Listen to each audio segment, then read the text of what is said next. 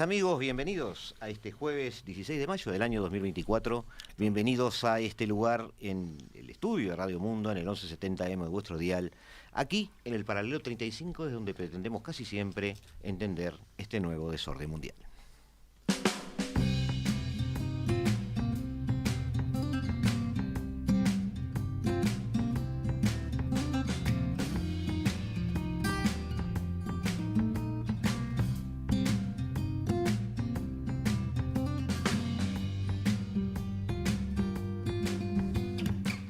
Hoy doblemente acompañado con una mirada corta, tratando de resumir los conceptos, porque sabemos que puede pasar algo que es contraproducente para el oyente o el espectador, en este caso para los que lo siguen en video. Muchas veces se hacen análisis bastante sesudos y bastante extensos que demoran a veces 2 o 3 semanas sobre eventos, pero al segundo programa donde ya se abarca ese tema o se quiere abarcar ese tema desde algún aspecto un poco más profundo, la realidad cambió. Estamos viviendo en ese mundo. También es cierto que hay una visión periodística sobre el planeta y sobre lo que está sucediendo en el planeta, porque el intermediario entre ustedes y la realidad son los periodistas. No, eso es así desde hace mucho tiempo, muchos siglos. Bajo una modalidad o bajo otra.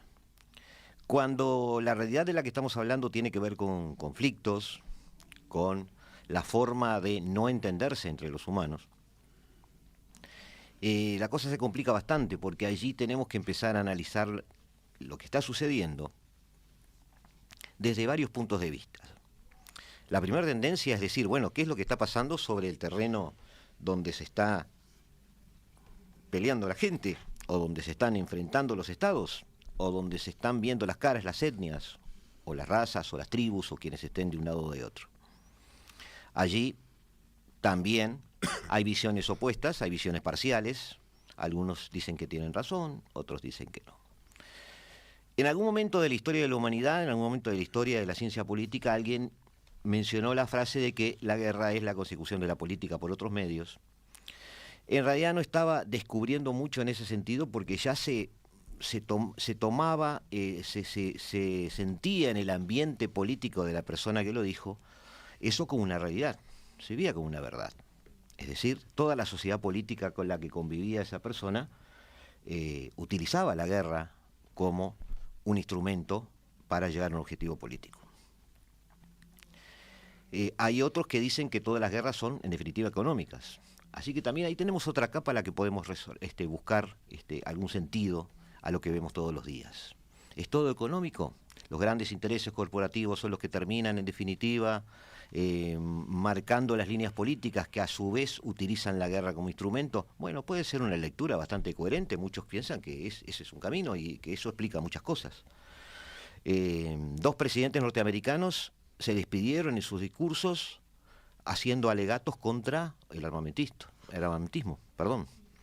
El muy recordado Ike Eisenhower, en particular, habla de una industria armamentista, pero también George Washington llegaba a una pregunta por la cual él no le tenía sentido a que los grandes estados o los grandes países o las grandes naciones pudieran tener grandes ejércitos estables, como él lo llamaba. También eso fue una especie de despedida diciendo, me voy de la política y recuerden que este no es el camino. Lamentablemente ninguno de los dos fueron escuchados, o la realidad era tan poderosa que esas voces no pudieron tener la fuerza de cambiarla. Como sea, hoy el mundo está en guerra. Siempre estuvo en guerra. Los periodos de exclusiva paz han sido casi nulos. Pero cuando decimos en guerra estamos diciendo que la energía política de las sociedades dominantes, de las potencias dominantes, está volcada a conflictos bélicos presentes. Es decir, son sus prioridades.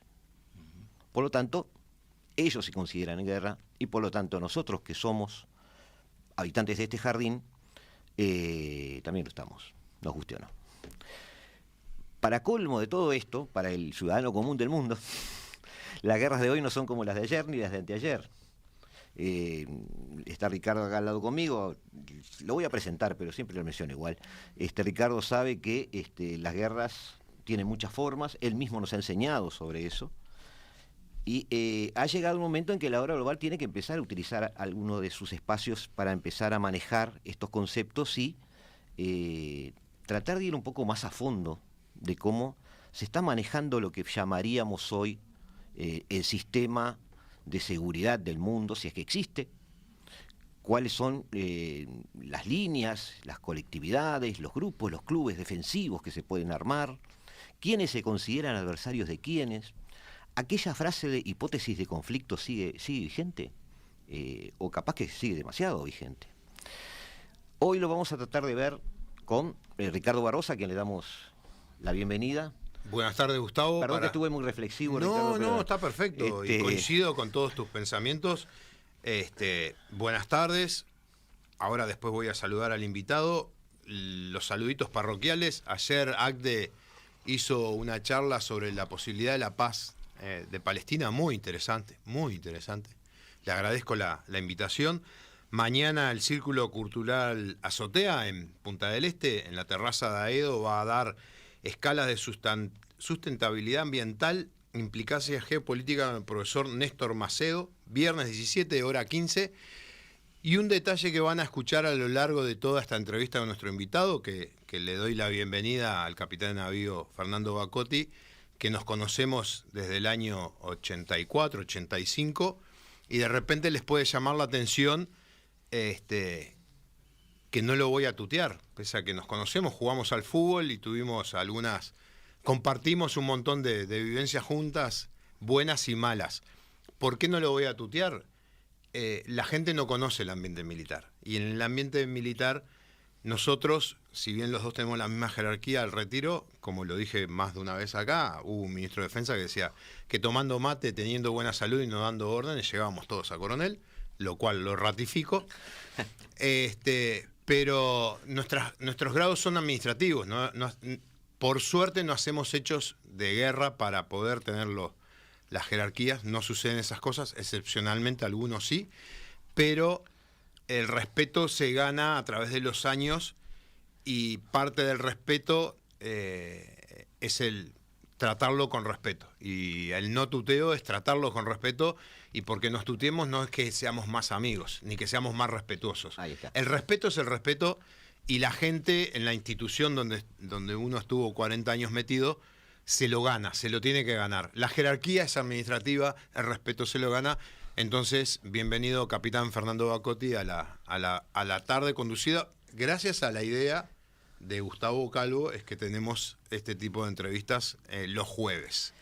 Bueno, yo voy a presentar a Fernando Bacotti y yo lo lamento, Ricardo, siempre te desilusiono un poco.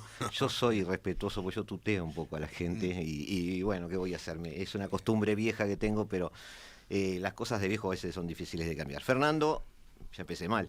Fernando, capitán de navío, buenas tardes, bienvenido. Muchas gracias. Quiero leer algunas cosas que explican su presencia acá, porque la idea es no solo traer acá a algún amigo a tomar algo, sino que tenemos que hablar seriamente de los temas. El capitán de navío retirado, Fernando Bacotti, fue consejero de seguridad de Naciones Unidas para la región Mercosur, Argentina, Paraguay, Uruguay y Triple Frontera, Colombia, Haití, República Dominicana, Guyana, Surinam, Irak, el Líbano, Jordania, Timor Oriental, Venezuela. Fue profesor de la Escuela de Guerra Naval de Uruguay, doctor en Ciencias Políticas. Eso ya me implica, ya estoy imaginando 2 programas más, pero no importa. Licenciado en Sistemas Navales, diplomado de Estado Mayor, diplomado técnico en negociación de CMI. ¿Qué es CMI? CMI es el grupo que se encarga de dar los cursos de negociación dentro de la Universidad de Harvard. Perfecto. Que está liderado por un uruguayo, dicho sea de paso. Ajá, muy interesante. Diplomado en Operaciones en Inteligencia del Gobierno de Estados Unidos, bueno, acá pregunto menos. Gerente de seguridad de una empresa, no la voy a mencionar, presidente de ASIS Internacional, miembro de, ¿qué es? IFPO, tengo acá, Hispanoamerica Board.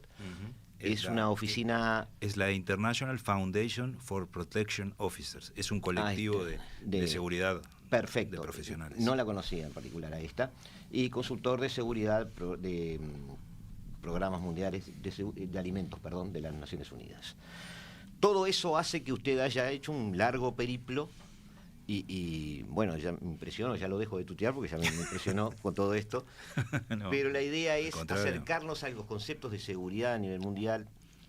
La idea es mapear de alguna manera esos conceptos con alguien que esté en el tema y empezar a aterrizar para empezar a aprender sobre muchas de esas áreas. Porque en nuestro concepto Uruguay, ni los uruguayos tenemos, no digo formación para hacer esas cosas, ni siquiera tenemos formación para entenderlas. Y bueno, nos gusta ser bastante disruptivos. Así que bienvenido a La Hora Global. Muchas gracias. Te agradezco mucho, le agradezco mucho al capitán Barbosa también, con quien él lo ha dicho, nos une unas historias en común que tenemos en el pasado muy, muy ricas. Hemos vivido la vida de manera muy intensa y a nuestra manera. En realidad yo siempre que he tenido la oportunidad a lo largo de estos últimos 20 y pico de años, estando por el extranjero y presentándome en varios lugares que he tenido la suerte de poder hablar y dar conferencias, no solamente trabajos en el terreno como los he hecho, siempre empiezo diciendo que soy capitán de navío de la Armada Nacional de Uruguay, formado en la Escuela Naval, y es el orgullo máximo que tengo, porque si no hubiera pasado por la Escuela Naval, nada de lo demás hubiera ocurrido. Entonces para mí es un gran orgullo el decir yo soy un producto de la Escuela Naval. Después pasaron cosas, es verdad, pero soy un producto de la Escuela Naval, de lo cual me siento orgulloso así, genuinamente. Es bueno ver esa percepción. Si a usted le parece, hacemos en muy pocos minutos sí. Acercarnos la idea de seguridad a nivel global. Nosotros tenemos el concepto de que hay distintos niveles de poderío militar de forma global, ¿no? Uh-huh. Entre los países. Hay claramente una mesa chica muy poderosa formada por un grupo limitado de países que está desde hace muchísimo tiempo ya demasiado lejos para ser alcanzado. Así que nos da una cierta, dentro de la preocupación, una cierta estabilidad emocional en el sentido de decir que de ahí va a salir el ganador y no hay otro ganador tapado o escondido, salvo que pasen algunas cosas muy extrañas, digamos. Pero tendemos a pensar que la gente piensa en Estados Unidos, piensa en Rusia, piensa en China, quizás ahí en un segundo nivel se esté pensando en India y Israel y algunos países europeos que como Francia o Alemania, que mantienen un nivel tecnológico muy interesante.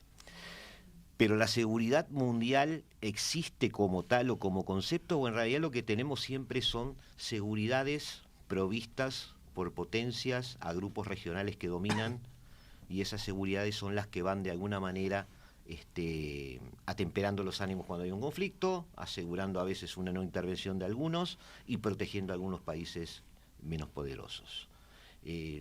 Quería tirar alguna frase de este tipo para que usted arranque desde cero. Somos sus alumnos, es decir, ni idea. A ver, ¿cómo llegamos a un concepto que los uruguayos podemos entender? Es sumamente interesante el planteamiento, y el abordaje también tendría que ser un abordaje global, porque la seguridad hoy por hoy es un tema transversal al planeta. Nosotros estamos hablando acá y en el Medio Oriente están pasando cosas, hay ataques, hay bombardeos, la guerra de Rusia y Ucrania continúa. Hay 6 países de los 9 que tienen armas nucleares que están tecnificándose, que están mejorando la tecnología, que están tratando de fortalecerse en cuanto al poder nuclear. India sigue manejando su armada para hacerla cada vez más poderosa, debido a que el 93% de su tráfico comercial lo maneja a nivel marítimo. China está consolidando su alianza con Rusia, ¿verdad? Lo estamos viendo en las noticias. Sin embargo, ayer quisieron matar al primer ministro de Eslovaquia, sí, por ejemplo. Entonces, cuando hablamos de seguridad, tenemos que hablar de conceptos muy, muy grandes, ¿no? Muy amplios. Yo pienso, igual que vos, que hay muchos círculos de seguridad. Y gracias a que tenemos organizaciones como las Naciones Unidas, que es muy criticada, Naciones Unidas es muy criticada desde varios ángulos. Ayer casualmente yo intervine en un programa que se emitió desde México, en donde me hacían unas preguntas y estábamos hablando de estos temas, decía, Naciones Unidas, si no existiera, ¿qué pasaría? ¿Verdad? ¿Por qué? Porque generalmente los que critican a Naciones Unidas en una etapa del planeta y de la historia en la que estamos muy ideologizados y muy radicalizados, en donde ya nosotros estamos acá, sentados en esta mesa muy tranquilos, pero del otro lado del planeta se habla en términos de enemigo. El enemigo ya no es el país vecino o el país que está en una contienda comercial conmigo o pujando por tener un mejor PBI, no, es mi enemigo. Porque así piensan, en esos términos se está manejando el mundo en el que vivimos hoy, aunque no nos demos cuenta. Entonces Naciones Unidas maneja una cantidad de políticas, y en lo que hace particularmente a la diplomacia, hay como una concepción y una doctrina que se llama diplomacia preventiva. La diplomacia preventiva que se practica desde Naciones Unidas ha colaborado a cortar el cable rojo en muchos conflictos a nivel mundial. En otros no ha sido posible, como en el caso de lo que pasó en octubre del año pasado en Israel, cuando fue invadido por Hamás. Si bien había señales, Naciones Unidas, pienso yo que no estuvo muy activo en ese tema de prevenir. Lo mismo que sucedió cuando estaba por comenzar la guerra, la invasión de Rusia a Ucrania, en donde había señales, había muchas imágenes, los centros de análisis del planeta veían un desplazamiento de tropas rusas hacia la frontera con Ucrania, y eso, en términos militares y en términos estratégicos y diplomáticos, 2 más 2 son 4, están desplazando cientos de miles de tropas. ¿Qué va a suceder? ¿Salieron de paseo? No, se venía una invasión. Allí fracasó la diplomacia preventiva. Yo pienso que se podría haber evitado esa guerra. Eso que está aconteciendo hoy se podría haber evitado. Estaba anunciado. Y de hecho, en la Asamblea de la ONU, por favor. No, dale. En la Asamblea de la ONU siguiente, Putin dijo que él no iba a respetar el derecho internacional humanitario y que iba a seguir para adelante con su guerra. Porque esta guerra que se está librando ahora es una guerra existencial para Putin en particular y su grupo más cercano. Es una cuestión que lo ha tomado como algo que es, para él, representa su legado, el devolver a Rusia lo que tuvo antes. Ahora, abrazar el conflicto con tanta seguridad por algunos líderes, seguridad en el sentido de que, vamos al ejemplo de Putin, o sea, no dudó. Para nada. Como no duda Netanyahu. No estoy diciendo que tengan razón. Lo que estoy diciendo es que las decisiones las toman sin dudar y sin que les tiemble nada, en el sentido de que pudiera haber alguna alternativa, pudiera haber algún otro camino.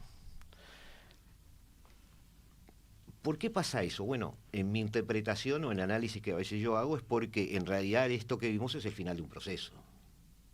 Es decir, Putin no dudó, porque el tema no era de hace 5 minutos, era de hace 8 años o más en Ucrania. Entonces, en el momento de febrero del 22, cuando se cruzó la frontera, ya no había mucho más que discutir, aunque el mundo le dijera que sí. Me parece que con Netanyahu pasa un poco lo mismo. Es decir, el tema no es el 7 de octubre o Hamás en particular. Israel se dio cuenta de que un Estado palestino era una mala idea, sea con Hamás o sea con cualquiera. Ahora, ¿por qué esos procesos malignos, vamos a llamar así, fructifican durante tanto tiempo? Es decir, ahí las Naciones Unidas no provee no solo diplomacia, sino sistemas de seguridad intermedios que vayan atemperando ánimos, desmilitarizando zonas, no sé, se me ocurre ese tipo de acciones. Para mí sí tiene todos esos defectos que usted ha dicho, quizás porque la razón de ser de las Naciones Unidas no era gobernar el mundo. Muchos, usted estudió ciencia política, sí, es doctor en ciencia política, algún día antes de morirme espero llegar a un nivel cercano. Yo estoy en ese camino, allá lejano lo veo, pero muchos sostienen que las Naciones Unidas tenía la función de ser un gerente que manejara conflictos intermedios y menores en el planeta, que administrara el planeta y la mesa directiva, digamos, que eran los 5 o 6 grandes, dirimían los conflictos más grandes, digamos. Gustavo, cuando nosotros estuvimos en Camboya en la misión de paz, Naciones Unidas hizo cargo del país.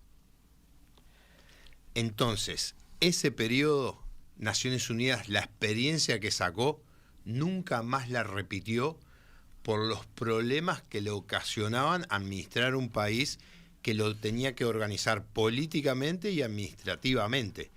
Entonces, mi pregunta al capitán Bacotti, o el relato, porque lo hemos hablado muchísimas veces en distintos programas, y que creo que a la gente le va a interesar mucho, todo lo que vos estás planteando, cómo alguien como él, jefe de seguridad de un dispositivo, de repente, cuando estaba en el Líbano, cuando estuvo en Timor o cuando estuvo en Irak, cómo hace en la vida cotidiana para tratar de esas grandes líneas políticas que vos estuviste planteando, poderlas llevar a cabo en el terreno, conviviendo con todos los actores y tratando de conducirlos a la solución que pretende Naciones Unidas. O sea, como se dice, the boots on the grounds. O sea, las botas en el terreno, ensuciándose y teniendo que a veces que llegar a concesiones que teóricamente no podría uno hacer, pero las tiene que hacer porque o corre riesgo de vida, o corre riesgo de vida a sus compañeros, o corre riesgo de que la misión termine abruptamente. Claro. Sí, sí. Después de la tanda nos contesta eso. Claro. ¿Le parece? Nosotros nos vamos, amigos, 2 minutos. Sigan allí, nosotros seguimos acá en el 1170M de vuestro dial y estaremos muy pronto con ustedes con La Hora Global.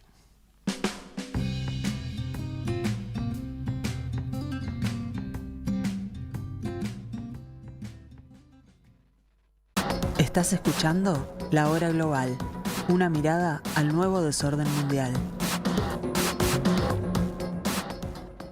Seguimos, amigos, seguimos en el 1170M de vuestro dial, aquí en la tarde de Radio Mundo, aquí empezando a sacarle la punta al lápiz al tema de seguridad, pero preparando el exprimir a un nuevo amigo que tenemos, que por supuesto vamos a tratar de que deje la piel acá en los programas nuestros, pero vamos a lograr aprender esto y lograr transmitirlo y difundirlo. Esa es un poco la idea. Te cuento, perdón. Tuvimos un debate con él en otra radio sobre la posibilidad de una tercera guerra mundial con armamento atómico. Las otras radios no existen. No existen. Bien, vamos a esto. Habíamos hecho una pregunta en el sentido de que quizás todos esos defectos de Naciones Unidas eran porque fue creado para ser un buen gerente, no el dueño de la empresa. ¿Algo de eso hay? Así es, y Naciones Unidas seguramente que precisa un ayornamiento adaptándola a los tiempos actuales. Y por ejemplo, nosotros no estamos teniendo en cuenta que las guerras han cambiado. En un programa anterior ustedes hablaron, y Ricardo habló del tema de la guerra híbrida, por ejemplo, el concepto de las guerras asimétricas. Todo eso lo estamos viviendo en el día a día. La guerra híbrida ya no es el futuro del que se hablaba en determinado momento. Es el presente. ¿Qué vendrá después de esta guerra? Bueno, lo que sí sé es que estamos peleando, por ejemplo ahora, estamos viendo cómo se pelea una guerra Rusia-Ucrania con una gran predominancia del ámbito cibernético, el ciberespacio, del cual se habla poco en general. Porque si bien nosotros estamos acostumbrados acá a los fraudes electrónicos, los hackeos de las cuentas bancarias y demás, pero es mucho más profundo el tema.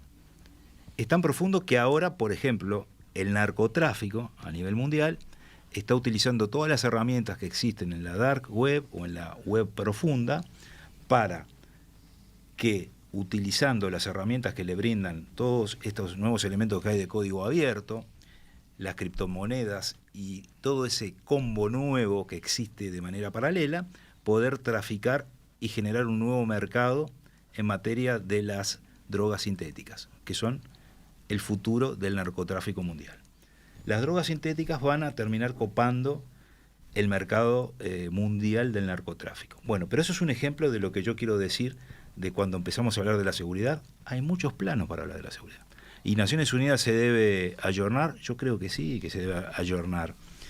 Adaptarse a este mundo tan complicado, tan desafiante que estamos viviendo. Porque si vamos a la realidad de los hechos, como dice Ricardo, el que está en el terreno, que es lo que me sucedió a mí todos estos años, en el terreno hay que tomar decisiones. Y también las decisiones hay que tomarlas rápido, no de manera impulsiva, Gustavo. No de manera impulsiva, rápido. ¿Y qué institucionalidad tenemos para eso, más allá de Naciones Unidas? Por ejemplo, en Europa hay una oficina, un organismo de seguridad cuasi continental, que no sé si atiende todos los niveles, pero tiene un alto grado de coordinación entre los países. En África creo que no. O sí, no lo sé. Usted nos dirá un poco. Digo, hay organismos que... Pero por eso mi pregunta un poco inicial de decir, ¿cómo está institucionalizado eso?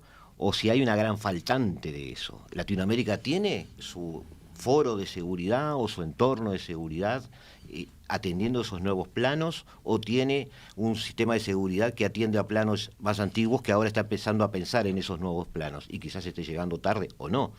¿Cómo estamos? ¿Cómo está el mundo? ¿Es muy desparejo el aborde de esa nueva realidad? Sí, es muy desparejo. Es muy desparejo.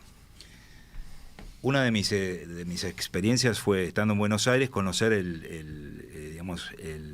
la gestión de la Interpol, que tiene una base en Lyon y otra en Buenos Aires. Entonces hacen relevos de turno cada 12 horas. Entonces se pasan las novedades de una parte del mundo hacia otra, con un relevo de guardia frente a monitores y demás. Y entonces pude ver en determinado momento cómo era el tema de las alertas azules, las alertas rojas, de las amarillas, cómo se maneja la información. Hay mucha información. Latinoamérica ha quedado olvidada. Pienso que estamos en un continente hermoso. No quiero caer en la repetición que todos escuchamos ahora muy frecuentemente, porque ahora mucha gente está opinando de la seguridad y proponiendo ideas que no son nuevas, sino que intentan ser novedosas. Y sobre todo, en estos lares, están proponiendo adaptar modelos extranjeros o modelos de otros países para solucionar nuestros problemas, lo cual... Ahí estamos hablando de seguridad interna. Seguridad interna. Por eso digo, que quizás ahí hay otra pregunta que hacer también, es decir, ¿estás tan separada de lo que yo estoy preguntando? No, para nada. Ajá. Yo lo que te quería explicar... Porque mi visión primera era pensar en una estructura de seguridad regional. No existe. No existe. No existe, a no ser los organismos como Interpol o en Europa la Europol, digamos que son policías y que tienen un manejo muy policíaco del tema, ¿verdad? No existe lo que vos decís. Pacotti, de repente coincide conmigo, nosotros hemos hecho una serie de programas geopolíticos vinculados a temas geopolíticos, no entramos tanto en el tema de seguridad, pero el común denominador de esos programas hemos terminado que ese famoso espíritu latinoamericano brilla por su esencia. Y nosotros como militares, si bien, y más la Marina, que como decimos, el mar nos une y nos permite intercambiar opiniones con otras marinas latinoamericanas, no existe la mentalidad como lo puede ver el oyente o escuchar el oyente de los procesos de integración de defensa como existe en Europa. No hay la idea de formar un contingente latinoamericano de defensa interna o externa. La lógica, pero no es los vinculados al tema profesional, el militar, sino que es el político el primero que dice que empiezan a haber problemas de soberanía cuando lo que está en riesgo es la soberanía de su Estado, que de repente la ayuda de otro Estado lo puede terminar salvando, pero en la lógica cae por el tema político y no por el tema militar, porque nosotros la Marina hacíamos maniobras de repente con 20 países de Latinoamérica. Sí, a los oyentes les estamos pasando algunas fotos de las intervenciones de nuestro invitado durante algunos momentos de su carrera. Ahí estaba en Venezuela y acá... Bueno, para los oyentes, Sergio Vera, el que iba a ser el secretario general de Naciones Unidas, el primer brasilero, después de una línea estratégica de Brasil a lo largo del mundo, presidentes de la OMC, comandantes en jefe, Force Commander de 3 misiones de paz, asesor militar brasilero en Nueva York. Sí. Y este señor, muy amigo de acá del capitán Bacotti, que lamentablemente murió con un bombazo más 20 personas más, y que muchos se cuestionan cómo no lo sacaron después de 2 días de estar apretado por las planchadas del edificio, que yo no sé, Bacotti, en qué andaba en ese momento cuando fue el bombazo. En realidad, la relación que tuve con Sergio Vieira fue corta, pero muy rica. Aprendí mucho, era una persona muy inspiradora, y que tenía en alto concepto a las fuerzas de paz que enviaba el Uruguay a las misiones, casualmente porque él había tenido una vivencia en Camboya muy importante con uruguayos. Ajá. Y entonces tenía un aprecio ahí de reunirnos y de compartir una cantidad de situaciones. ¿Qué pasó con Sergio Vieira? Que él me había propuesto ir para Irak, pero yo no había terminado todavía mi contrato y mi estadía legal en Timor Oriental. Y en ese interim fue que ocurrió el atentado y que se llevó la vida de él y 22 colegas más de la ONU, que creo que en una de las diapositivas están los nombres de todos los que murieron en Bagdad, que fue un atentado gigante. Y fue la razón de mi ida a Bagdad. Yo fui asignado a hacer una investigación sobre ese atentado. Luego de que se evacuara a todo el personal de Naciones Unidas de Irak, me enviaron a mí para eso. Es más, fue mi ingreso al Secretariado General de la ONU, fue esa asignación.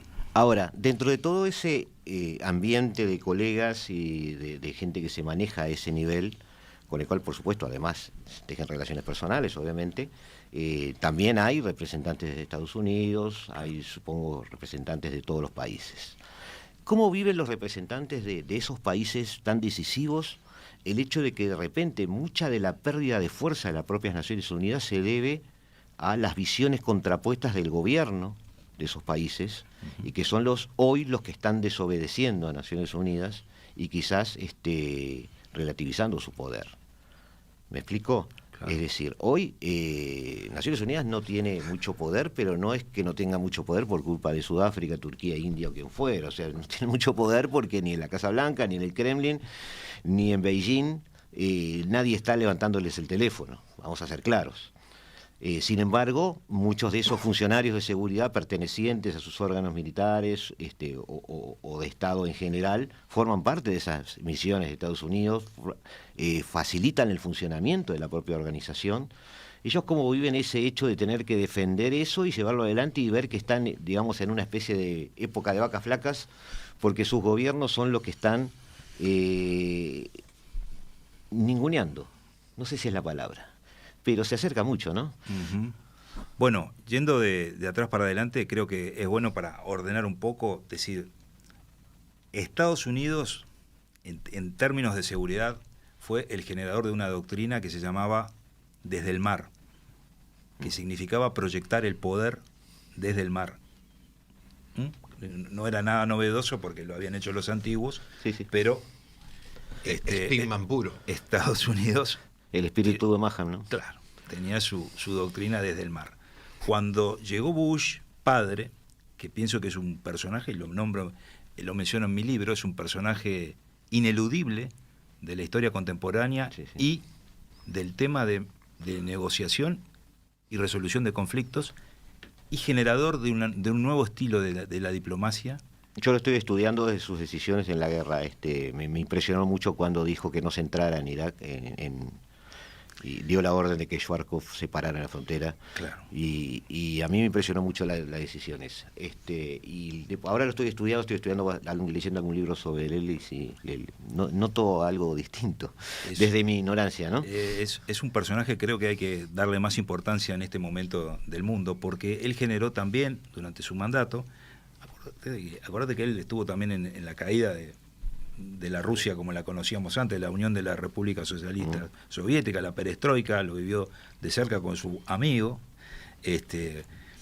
Después intervino también en lo de Tiananmen y y generó lo que se llamó la doctrina de la seguridad multidimensional, que es muy conocida dentro del ámbito de las Fuerzas Armadas y de lo que hoy se llama el Homeland Security Department y demás en Estados Unidos.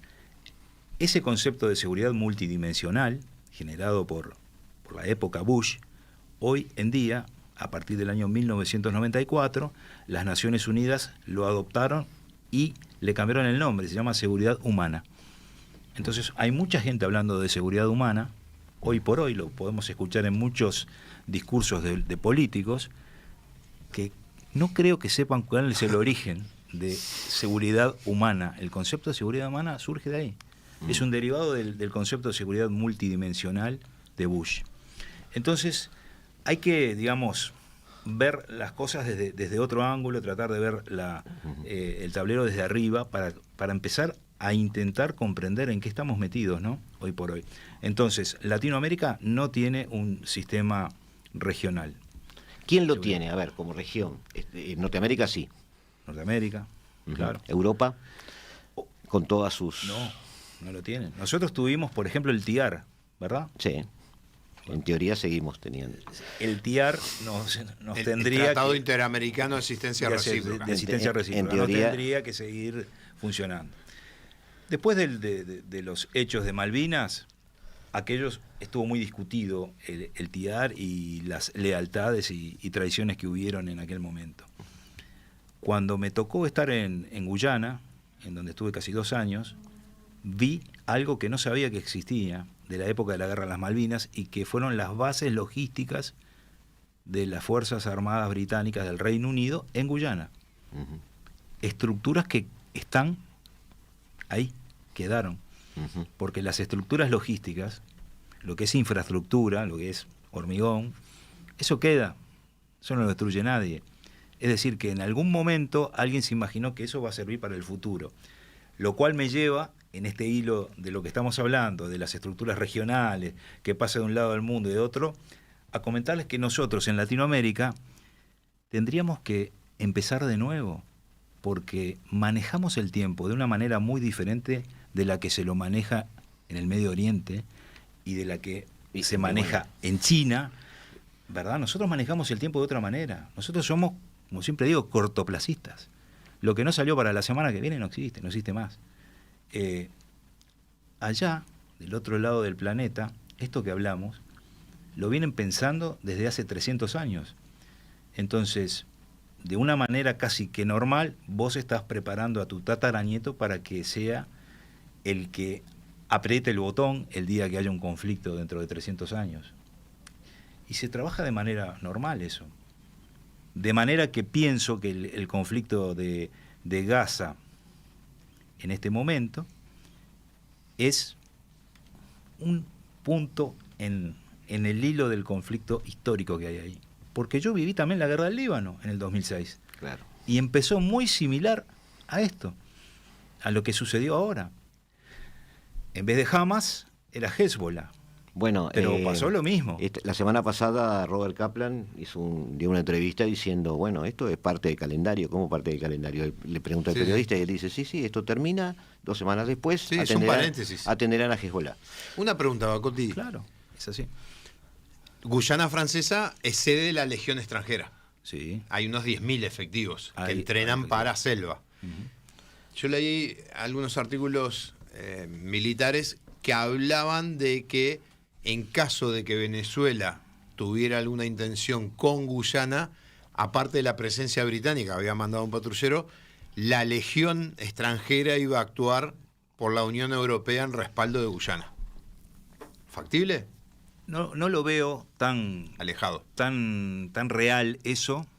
Tampoco pienso que sea descabellado, pero sí pienso que hay muchos intereses porque al haber surgido esto del petróleo, lógicamente que cambia toda la ecuación de lo que es el conflicto del Esequibo.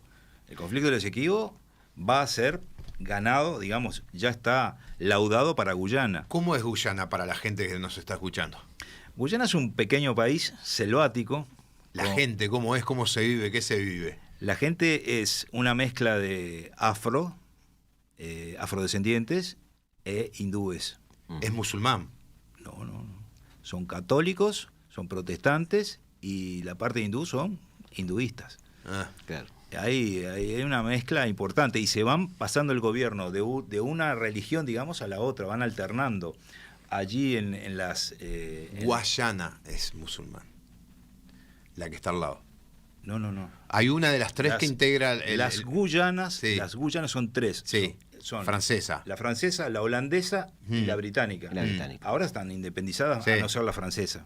No hay ningún Pero musulmán ahí. hay una que integra el movimiento islámico que nosotros... Bueno, perdón. La Guyana británica es la primer cabecera de playa del Estado Islámico en Latinoamérica. Sí. Los primeros... que se reunieron cuando fue el atentado del 7 de octubre. Lo mandaron para la Guyana, pero no quiere decir que sea musulmán. Ah. Es más, establecieron su oficina al lado de la oficina de la ONU. Con Fernando Bacotti y Ricardo Barbosa, en 2 minutos más volvemos a estar con ustedes. Nos vamos a dar una pequeña tanda y volvemos para el último bloque de La Hora Global.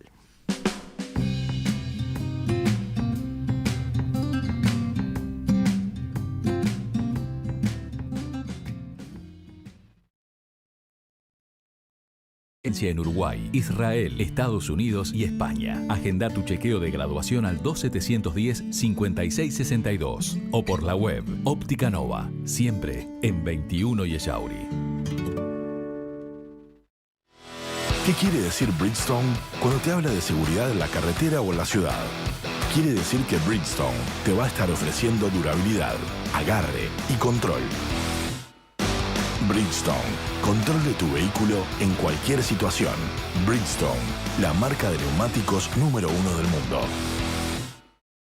Acá traje los dips. ¿Qué pasó con los invitados? Ana y Roberto están en el baño fascinados con la loza Roca. Andrea y Martín en la cocina enloquecidos con los revestimientos Portobello y los muebles Johnson. Y Alberto, no me lo vas a creer, se sacó la ropa y se metió en la ducha Hansgrohe. Pero la idea era juntarnos para charlar, ponernos al día. Y bueno, es lo que pasa cuando reformas con Bosch y compañía. Che, vengan que tengo unos cuentos increíbles. Pará. ¿Sabían que del 15 de abril al 31 de mayo está la promoción Bosch Itaú 4 marcas con 25% de descuento? Tranquilos, calma, siéntense que les cuento que... Alberto, por favor, te alcanzo una toalla.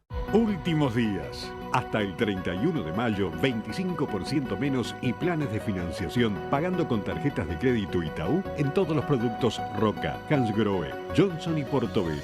Bosch y compañía. Montevideo, Punta del Este. La Orquesta Juvenil Nacional del Sodre presenta Sonoridades. Con la dirección de la maestra Claudia Riero, la orquesta descubrirá sonidos y texturas de nuestro continente, interpretando obras de Villalobos, Chávez, Saint-Saëns y Moncayo.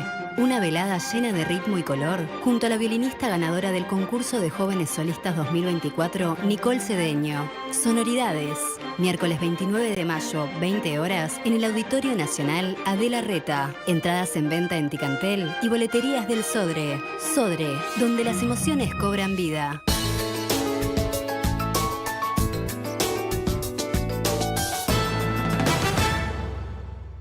Por si te preguntan qué emisora escuchás. Esta es Radio Mundo, 1170 AM. ¡Viva la radio! Estás escuchando La Hora Global, una mirada al nuevo desorden mundial. Buenas tardes amigos, seguimos acá en la tarde de Radio Mundo, seguimos en la tarde de La Hora Global, 1170 AM de vuestro dial, por si le preguntan qué radio está escuchando. Y estamos aquí con Fernando Bacotti, pero ya él ha aprendido, ya en su corta estancia aquí en el estudio, que acá también el tiempo es oro, y se nos fue. Pero no podemos dejar ir este momento sin mostrarles este libro que se llama Un Mundo Transformado. No sé si se puede ver, en todo caso le damos una... ¿Está la diapositiva? No está, pero se lo podemos acercar a Juan Pablo. Y escrito por Fernando Bacotti, más de 2 décadas de desafíos y cambios en política y seguridad, impacto en Latinoamérica.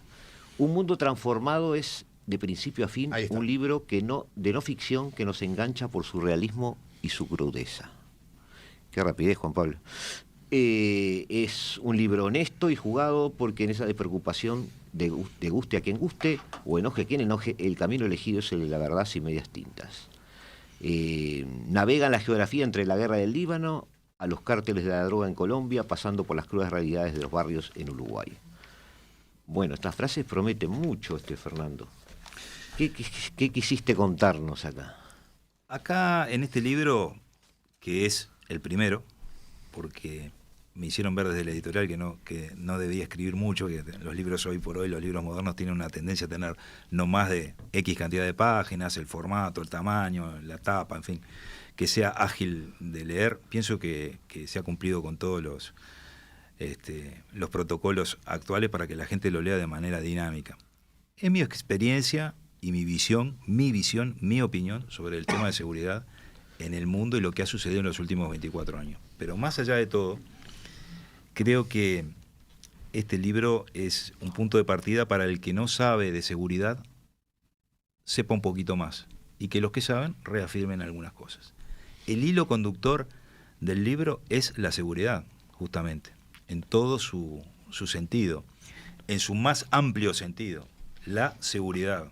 Ese es el hilo conductor del libro, porque uno va a ver que en una página estoy hablando de Colombia y en la siguiente estoy hablando del Líbano y en la otra estoy hablando de lo que pasa en el Marconi, pero el hilo conductor es la seguridad, o mejor dicho, en la falta de seguridad, ¿no? Pero una seguridad, según lo cual tú nos has dicho, está desatendida hoy.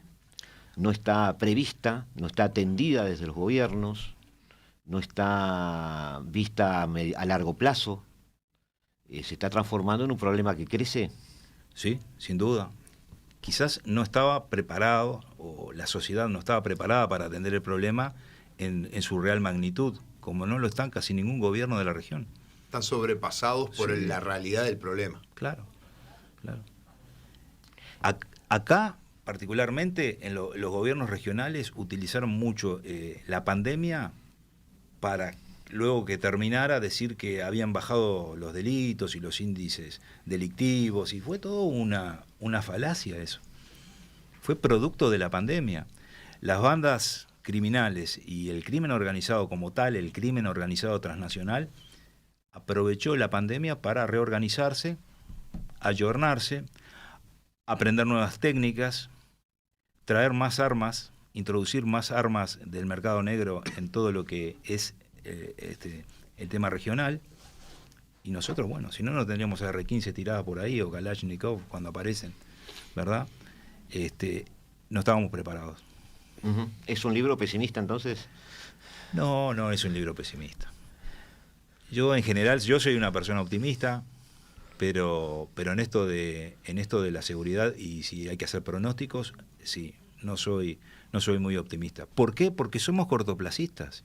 Si no tenemos la capacidad de sentar en una mesa a todos los partidos políticos y que se comprometan seriamente, honestamente, a cumplir una hoja de ruta, como tantos hablan ahora de la hoja de ruta, hay que sentarse, poner la firma y cumplir. Pero además, habría que generar algún mecanismo legal para que el que no cumpla tenga algún tipo de castigo, ¿verdad? Porque no puede ser que tú, porque sos candidato, prometas y después no cumplas. Las promesas en campaña, como generalmente están dirigidas a personas que en algún momento depositan la confianza en el que le dan el voto, esperan que una retribución, ¿verdad? La retribución es generalmente que esperan que se cumplan las promesas. Uh-huh. Entonces los políticos tendrían que de alguna manera estar obligados a cumplir sus promesas, o decir, esto capaz que no lo puedo cumplir, o sea, prometo que voy a hacer todo lo posible para bajar el nivel de tal cosa en materia de seguridad. No decir voy a bajar un 30%. Yo leí el libro completo y, como decías vos, Gustavo, para cualquier persona que no esté vinculada a las temáticas, obviamente si nos están escuchando es porque algo le interesa, es un buen libro, llevadero, liviano en el sentido de que no se hace pesado la lectura, fácil de leer, de llevar en el bolsillito, como siempre digo, no tiene cable, no necesita batería, no se agota, no, lo puede uno leer, lo puede subrayar, ponerle sus anotaciones, y como dijo el capitán Bacotti, va saltando distintos temas de un punto a otro, distintos lugares del país, pero también va mostrando que cualquier persona que tenga la capacitación, la voluntad, las ganas y la cuota de fortuna, porque hay que tenerla para este tipo de actividades, puede estar involucrado en este tipo de actividades, porque yo siempre le digo a mis alumnos en facultad, entran a la página personal en Naciones Unidas y se pueden postular. Le piden requerimientos académicos. Después, como lo tuvo el capitán Bacotti y otros más, en el terreno uno va a demostrar a ver si realmente tiene ese carácter, tiene esa prudencia que pide Maquiavelo, tiene esa velocidad en la toma de decisión, porque la misión principal de él como seguridad no es agrandar el problema, sino es minimizarlo y hacerlo manejable para que se pueda cumplir el objetivo que le establecieron. Se nos fue el tiempo, pero le voy a proponer 2 o 3 preguntitas rápidas por sí o por no. Pero por sí o por no, porque si no me matan del otro lado del vidrio. En los países importantes, en esos países que vemos en los titulares y que en realidad hoy se han transformado en un misterio, como son China, Estados Unidos, hoy también es un misterio Estados Unidos, y Rusia, etcétera, que son los que están en definitiva peleando esas cosas grandes, tienen problemas de seguridad interna o se manejan con mayor solvencia que se maneja en el resto de los países. ¿Sí o no? Sí. Tienen problemas. Tienen problemas. ¿Están relacionados con la seguridad exterior? ¿Los manejan de una misma manera o son ambientes distintos? Son ambientes distintos, pero están relacionados con los problemas del exterior. Caso claro es Estados Unidos. Ahí está. Un analista de seguridad chino y un analista de seguridad estadounidense están tan alejados conceptualmente desde su aborde profesional del tema. No. Pero el chino seguramente tiene un abordaje mucho más profundo que el norteamericano y más amplio también. No solo profundo, sino más amplio. Con esas frases ya estoy agendando el próximo. Muchísimas gracias, Fernando, por habernos visitado. Espero que hayas pasado bien. Un verdadero placer. Gracias, jefe, por venir. La idea es recibirte con cordialidad y que se puedan charlar estos temas de forma que podamos aprender. El tiempo siempre es corto, pero ¿qué le vamos a hacer? Son las reglas de juego, y las reglas de juego implican, amigos, que nos debemos despedir, que debemos, por supuesto, recomendarles que durante 2 horas que vienen ahora no envejezcan, porque van a escuchar a Eduardo Rivero manejar la mejor música del mundo, Se hace tarde, mientras nosotros, como cada martes y cada jueves a las 15 horas, los vamos a esperar aquí en el 1170M de vuestro dial, en la tarde de Radio Mundo, en los estudios de Radio Mundo, en el Paralelo 35, desde donde vamos a pretender otra vez entender este nuevo desorden mundial. Chao, gracias.